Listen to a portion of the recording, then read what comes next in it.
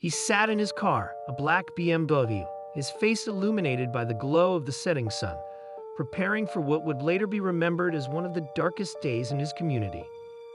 With methodical precision, he planned what he believed would be his final and most important act. In his mind, this would be the day the world would remember him, the day his frustrations, resentment, and deep feelings of rejection would be heard. But what was he planning? How did everything escalate to this point? Just moments before this all began, their son sent an ominous warning. Just minutes before Elliot Rodger began his sinister attack, his mother knew something was wrong. You forced me to suffer all my life, and now I'll make you all suffer.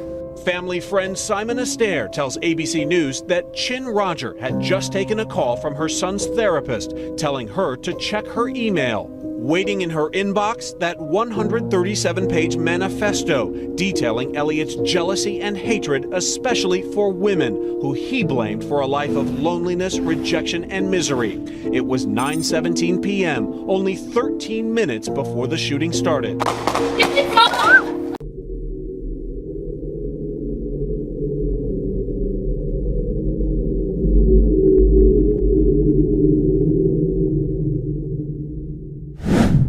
The events that unfolded took place in a picturesque college town along the California coast.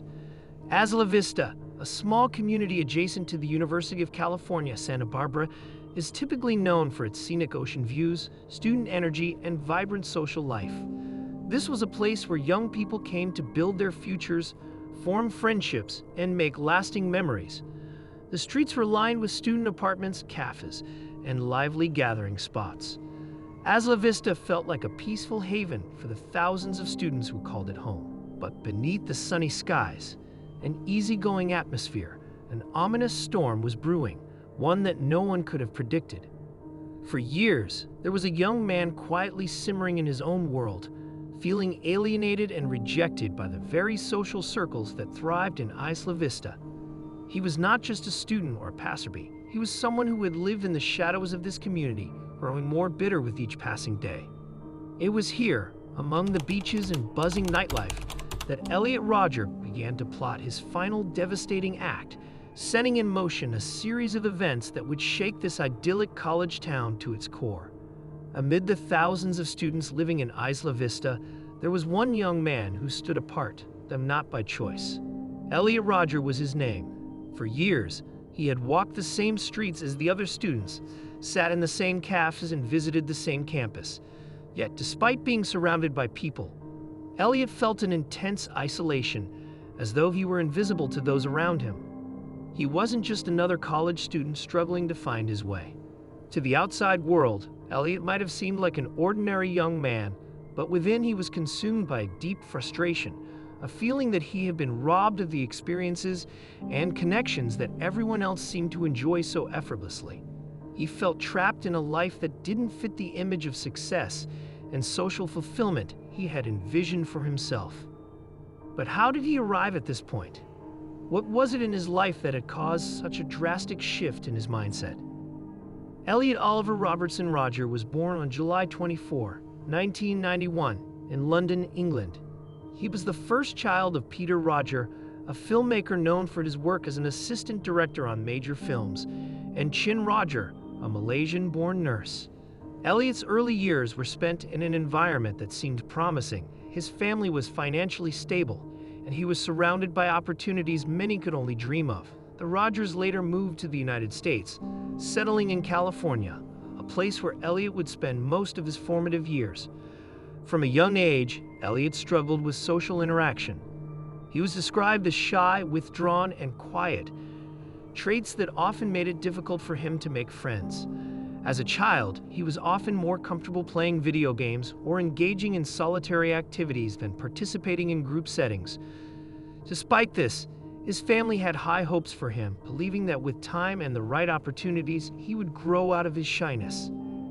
Elliot's parents eventually separated when he was still a boy, and this marked a significant moment in his life. The divorce affected him deeply, contributing to the sense of instability he already felt. He lived between two homes, spending time with his father and his new partner, Sumaya Akaboun, a Moroccan actress, as well as with his mother, Chin. Throughout his school years, Elliot's struggles with social interactions worsened. He felt out of place and disconnected from his peers, even as he attended private schools and was provided with opportunities most children didn't have. His isolation grew, and as he entered adolescence, Elliot became increasingly resentful of the fact that he couldn't seem to fit in with the world around him. As Elliot Rodger entered his teenage years, the feelings of isolation he experienced only deepened. His difficulty in forming friendships became more apparent, and he often felt like an outsider looking in. This sense of alienation intensified when he reached high school and began to notice that many of his peers were developing relationships, socializing easily, and enjoying experiences that seemed completely out of his reach. Elliot's resentment towards others grew, especially toward those who appeared to be living the life he desperately wanted: popular students, couples, and anyone who seemed to have what he considered the ideal existence. He envied them, feeling that he was unfairly denied the pleasures of life, while others seemed to effortlessly enjoy them. Over time, this bitterness began to transform into something far more dangerous. Though his family tried to provide him with support, including enrolling him in therapy and encouraging him to seek help for his social anxiety, Elliot's worldview had already started to shift. He began to fixate on the idea that the world was to blame for his unhappiness, and he saw himself as a victim of an unjust system.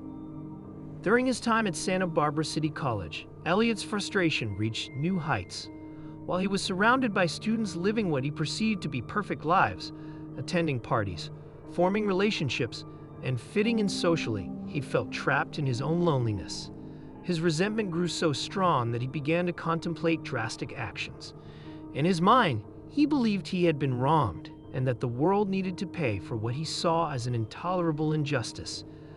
Elliot began documenting his thoughts in disturbing online posts and videos. These posts provided a glimpse into the anger that had taken root in him. He frequently discussed his feelings of rejection and his deepening resentment toward women, whom he blamed for his lack of romantic success. His online activity hinted at his growing obsession with revenge, and though some noticed his strange behavior, few could have predicted how far Elliot was willing to go to make his pain known to the world. As Elliot Rodger's resentment deepened, his thoughts began to spiral into a dark and dangerous place. He meticulously planned what he would later call his day of retribution, a day where he believed he would take revenge on those he felt had wronged him and finally make the world pay attention to his suffering. He documented his thoughts and plans in a lengthy manifesto and through a series of disturbing videos posted online. On May 23, 2014, the plan he had devised for months came to a head. Earlier in the day, Elliot uploaded a chilling video in which he outlined his grievances with the world and what he intended to do. Calmly and coldly, he described how he was going to take the lives of people he saw as the cause of his pain, primarily targeting women and the men he envied. Elliot's day began in his apartment, where the first part of his plan unfolded. He targeted 3 men who lived with him, attacking them inside his home in a brutal manner, making sure no one would be able to stop him before he set out on the rest of his devastating path. These men had no idea that they would be the first victims of a tragic chain of events that would shake the entire Isla Vista community. Once he had carried out his initial attack, Elliot armed himself with knives, guns, and ammunition, preparing for the next phase. He climbed into his black BMW and drove through the streets of Isla Vista, determined to take more lives. His first stop was a sorority house, a symbol of everything he felt he had been denied: acceptance, attention, and love from women. After unsuccessfully attempting to enter the sorority house, Elliot spotted 2 young women outside and took aim. He opened fire, physically harming them in a matter of seconds, and then moved on, continuing his rampage through the quiet streets of Isla Vista. From his car, he targeted pedestrians, cyclists, and anyone in his path, leaving chaos and devastation in his wake. The once peaceful college town had turned into a scene of panic as students scrambled to safety. As Elliot Rodger drove through the streets of Isla Vista, chaos unfolded around him. Students were terrified, running for their lives as he continued his violent spree. Gunshots echoed through the town, and people quickly realized that something was terribly wrong. calls to emergency services flooded in, and the local police scrambled to respond. Law enforcement acted swiftly, setting up roadblocks and deploying officers to track down the black BMW weaving through the town. As the police closed in, Elliot continued to fire indiscriminately at pedestrians and anyone he encountered. The situation was rapidly becoming more dire, and it was clear to everyone that the violence had to be stopped before more lives were lost. Officers eventually caught up with Elliot as he sped through the streets. A high-speed chase ensued, with law enforcement trying to bring an end to the rampage. During the pursuit, Elliot exchanged gunfire with the police, but they remained determined to stop him. The chase came to a dramatic end when Elliot crashed his vehicle into a parked car. When officers approached the vehicle, they found Elliot lifeless behind the wheel. He had taken his own life, bringing his violent spree to a tragic conclusion. The rampage had left 6 people dead and more than a dozen others injured, leaving Isla Vista in shock and mourning. In the wake of Elliot Rodger's rampage, Isla Vista was left to pick up the pieces. The tragic events shocked the small college town and rippled across the nation. Almost immediately, law enforcement began an investigation into the details of the attack, combing through Elliot's manifesto, online posts, and video recordings to understand what had driven him to such a devastating conclusion. The investigation revealed a chilling amount of planning on Elliot's part. His 137-page manifesto outlined in disturbing detail how he had envisioned the attack, laying out his motives, frustrations, and grievances against the world. The manifesto also provided insight into his deep-seated feelings of rejection and isolation, offering investigators and the public a window into the dangerous path he had been on for years. As the investigation continued, it also became clear that Elliot had been under some form of mental health care prior to the attack. His family had been concerned about his behavior and had sought help for him multiple times. In fact, law enforcement had visited him at his apartment a month before the attack, but at the time they found no cause for alarm. This revelation sparked a nationwide debate about mental health, gun control, and the warning signs that had gone unheeded in Elliot's case. The public's reaction to the Isla Vista attack was one of profound grief and anger. Many questioned how such an event could have occurred, especially given the red flags in Elliot's behavior leading up to the attack. Vigils were held to honor the victims, and the community came together to support those affected by the tragedy. However, the case also led to significant conversations around gender, entitlement, and the dangerous ideologies that had fueled Elliot's actions. His manifesto was filled with troubling views about women, whom he blamed for his feelings of loneliness and rejection. This aspect of the case brought attention to the issue of misogyny, with many activists and public figures calling for a broader conversation about the cultural attitudes that contributed to such violent outbursts. Isla Vista, once known for its peaceful and student-friendly atmosphere, was forever changed by the events of May 23, 2014. In the aftermath, local authorities, students, and community leaders worked together to strengthen safety protocols, increase mental health resources, and ensure that such a tragedy would never happen again. The aftermath of Elliot Rodger's rampage left not only Isla Vista, but the entire country grappling with deep and complex issues. One of the immediate impacts of the case was the nationwide conversation surrounding mental health. The fact that Elliot had shown signs of distress and had been under psychiatric care, but still managed to carry out his attacks, sparked a debate on how mental health issues are handled, particularly for young people struggling with social isolation and emotional distress.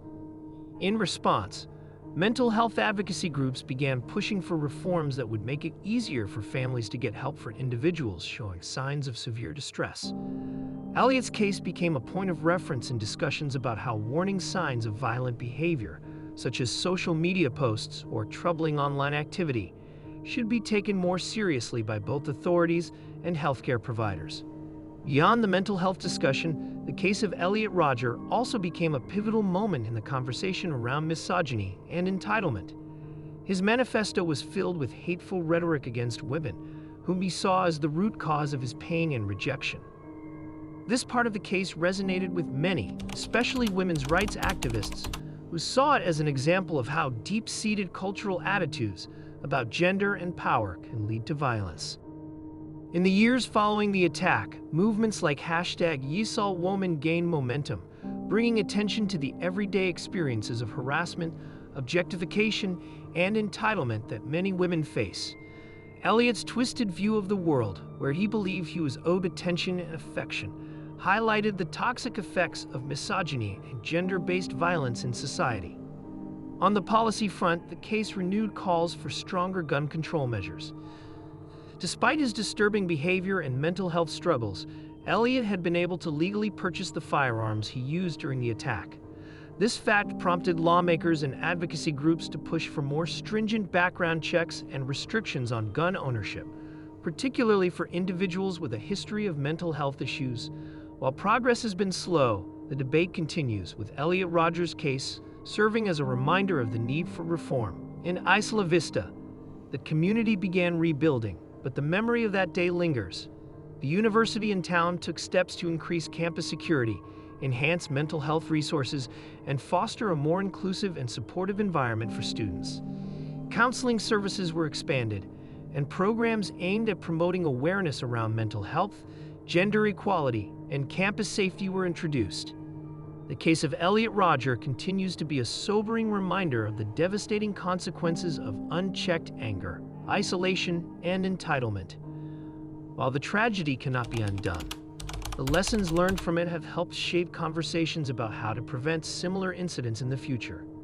The case of Elliot Rodger stands as a haunting reminder of the dangers that can arise from unchecked resentment, isolation, and a distorted sense of entitlement. What began as the quiet struggles of a young man grappling with social rejection escalated into a horrific act of violence that left an indelible mark on Isla Vista and beyond. Elliot's story is a powerful example of how mental health, societal pressures, and cultural attitudes about gender and power can intertwine in dangerous ways. His actions, while extreme, raise crucial questions about the role of mental health care, gun control, and the persistent problem of misogyny in society. In the aftermath of his rampage, communities were forced to reckon with these issues, and the conversations sparked by his case continue to influence public discourse to this day. For the victims and their families, the pain of that day will never be forgotten. 6 innocent lives were tragically cut short, and more than a dozen others were left physically and emotionally scarred. In their memory, efforts to address the root causes of such violence have grown stronger. Mental health awareness, advocacy for gender equality, and calls for responsible gun ownership are just some of the legacies born from this tragedy. As we reflect on the case of Elliot Rodger, it's important to remember the lessons it taught us. That early intervention in mental health care is crucial, that harmful ideologies can have real-world consequences, and that everyone plays a role in creating a safer, more inclusive society.